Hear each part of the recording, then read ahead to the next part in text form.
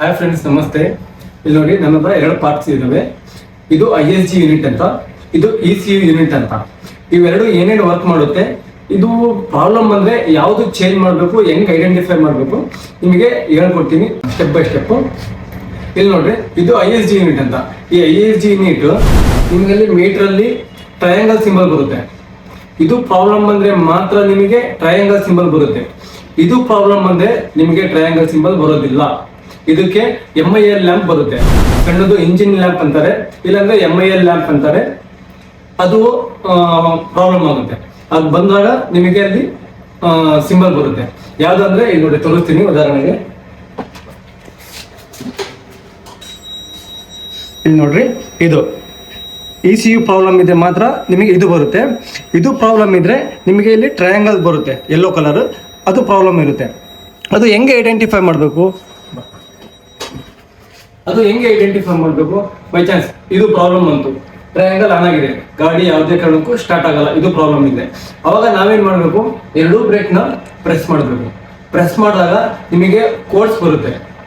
ಆ ಕೋಡ್ಸ್ ಎರಡು ಬ್ರೇಕ್ ನ ಪ್ರೆಸ್ ಮಾಡಿದಾಗ ಬ್ಲಿಂಕಿಂಗ್ ಆಗುತ್ತೆ. ಬ್ಲಿಂಕಿಂಗ್ ಆದಾಗ ಒಂದ್ಸರಿ 34, 32, 22 ಆ ತರ ನಿಮಗೆ ಬ್ಲಿಂಕಿಂಗ್ ಆಗುತ್ತೆ. ಆ ಬ್ಲಿಂಕಿಂಗ್ ಕೋಡ್ ಮೇಲೆ ಡಿಪೆಂಡ್ ಆಗಿ ಅದರಲ್ಲಿ ಏನ್ ಪ್ರಾಬ್ಲಮ್ ಇದೆ ಅಂತ ಐಡೆಂಟಿಫೈ ಮಾಡಬೇಕು. ಇದ್ರ ಕೆಲಸ ಅಷ್ಟೇ. ಇದು ಪ್ರಾಬ್ಲಮ್ ಅಂದ್ರೆ ನಿಮಗೆ MIL ಲ್ಯಾಂಪು ಶೋ ಆಗೋದಿಲ್ಲ, ಟ್ರಯಾಂಗಲ್ ಮಾತ್ರ ಶೋ ಆಗೋದು. ಓಕೆನಾ? ಇದು ಆಯ್ತು. ಇಲ್ಲಿ ನೋಡಿ, ಇದು ECU ಯೂನಿಟ್ ಏನಾರ ಪ್ರಾಬ್ಲಮ್ ಬಂದ್ರೆ ಮಾತ್ರ ನಿಮಗೆ MIL ಲ್ಯಾಂಪ್ ಕಂಟಿನ್ಯೂಸ್ ಆನ್ ಇರುತ್ತೆ. ಅವಾಗ ನೀವು ಇದು ಚೆಕ್ ಮಾಡ್ಬೇಕಂದ್ರೆ ಏನು ಪ್ರಾಬ್ಲಮ್ ಇದೆ ಅಂತಂದ್ರೆ ನಿಮಗೆ VCI ಟೂಲ್ ಇಲ್ಲ ಡಯಾಗ್ನೋಸ್ಟಿಕ್ ಟೂಲ್ ನ ಕನೆಕ್ಟ್ ಮಾಡಿ ನೀವು ಅದರಲ್ಲಿ ಕೋಡ್ ಏನ್ ಬರ್ತಿದೆ ಅದು ಚೆಕ್ ಮಾಡಬೇಕು. DTC ಕೋಡ್ ನೀವು VCI ಟೂಲ್ ಡಯಾಗ್ನೋಸ್ಟಿಕ್ ಟೂಲ್ ಅಲ್ಲಿ ಮಾತ್ರ ನೀವು ಐಡೆಂಟಿಫೈ ಮಾಡಬಹುದು ಅಷ್ಟೇ. ಇಲ್ಲಾಂದ್ರೆ ನೀವು ಐಡೆಂಟಿಫೈ ಈ ತರ ಬ್ರೇಕ್ ಸ್ವಿಚ್ ಹಿಡ್ಕೊಂಡು ಆ ತರ ಐಡೆಂಟಿಫೈ ಮಾಡಕ್ಕೆ ಯಾವುದೇ ಕಾರಣಕ್ಕೂ ಬರೋದಿಲ್ಲ. ಅದು ISG ಗೆ ಮಾತ್ರ ನಿಮಗೆ ಐಡೆಂಟಿಫೈ ಮಾಡಕ್ ಬರುತ್ತೆ. ಇದು ಪ್ರಾಬ್ಲಮ್ ಇದ್ರೆ ನೀವು ಏನು DTC ಕೋಡ್ ಬರ್ತಿದೆ ನೋಡಿ, ಆ ಚೆಕ್ ಲಿಸ್ಟ್ ಪ್ರಕಾರ ನೀವು ಈಸಿಯಾಗಿ ಕೆಲಸ ಮಾಡಬಹುದು. ಇವಾಗ ಯಾವುದೋ ಒಂದು ಟ್ರಯಾಂಗಲ್ ಬಂತು, ನೀವು ECU ಏನು ಮುಟ್ಟಕ್ ಹೋಗ್ಬೇಡಿ, ಇದ್ರದೇ ಪ್ರಾಬ್ಲಮ್ ಇರುತ್ತೆ. ಇದು ನಾವು ಒಂದು ಕೋಡ್ ಯಾವುದೋ ಒಂದು 34 ಯಾವುದೋ ಒಂದು ಐಡೆಂಟಿಫೈ ಮಾಡಿದ್ವಿ. ಮಾಡಿದಾದ್ಮೇಲೆ ಇದ್ರ ರಿಲೇಟೆಡ್ ಯಾವ ಕಂಪ್ಲೇಂಟ್ ಬರುತ್ತೆ ಅಂತಂದ್ರೆ ಒಂದು ಮ್ಯಾಗ್ನೆಟ್ ಕಾಯಿಲ್ ಬರುತ್ತೆ, ಇನ್ನೊಂದು ನಿಮಗೆ ಈ ಕಾಯಿಲು ಬರುತ್ತೆ. ಈ ಕಾಯಿಲಿಂದು DTC ಕೋಡ್ ಬರುತ್ತೆ, ಅದನ್ನು ನಿಮಗೆ ತೋರಿಸುತ್ತೆ. ಆಮೇಲೆ ಬ್ಯಾಟ್ರಿ ಲೋ ಆದ್ರೂ ನಿಮಗೆ ತೋರಿಸುತ್ತೆ. ಆಯ್ತಾ?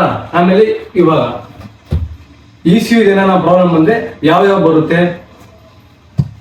ನೋಡಿ. ನಂದ ಒಂದು ಎಕ್ಸಾಂಪಲ್, ಒಂದು ಥ್ರೋಟಲ್ ಬಾಡಿ ಇರುತ್ತೆ. ಕೆಲವು ಸೆನ್ಸರ್ಗಳು ಮಾತ್ರ ಪ್ರಾಬ್ಲಮ್ ಇದ್ದಾಗ ಮಾತ್ರ ನಿಮಗೆ DTC ಕೋಡ್ ಬರುತ್ತೆ.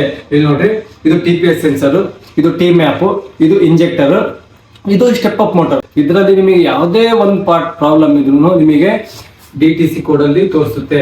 ಅಲ್ಲೋಗಿ ನೀವು ಚೆಕ್ ಮಾಡಬೇಕು. ಆಯ್ತಾ? ಮತ್ತೆ ನಿಮಗೆ ಇದ್ರಲ್ಲಿ ಏನಾರ ಪ್ರಾಬ್ಲಮ್ ಇದ್ರೆ ಟ್ರಯಾಂಗಲ್ ಯಾವುದೇ ಕಾರಣಕ್ಕೂ ಬರೋದಿಲ್ಲ. MIL ಲ್ಯಾಂಪ್ ಮಾತ್ರ ಗ್ಲೋ ಆಗುತ್ತೆ ಸ್ಪೀಡೋಮೀಟರ್ ಅಲ್ಲಿ. ವಿಡಿಯೋ ಇಷ್ಟ ಆದ್ರೆ ಲೈಕ್ ಅಂಡ್ ಶೇರ್, ಸಬ್ಸ್ಕ್ರೈಬ್ ಮಾಡಿ. ನೆಕ್ಸ್ಟ್ ವಿಡಿಯೋಲಿ ಸಿಗೋಣ. ಓಕೆ, ಬಾಯ್.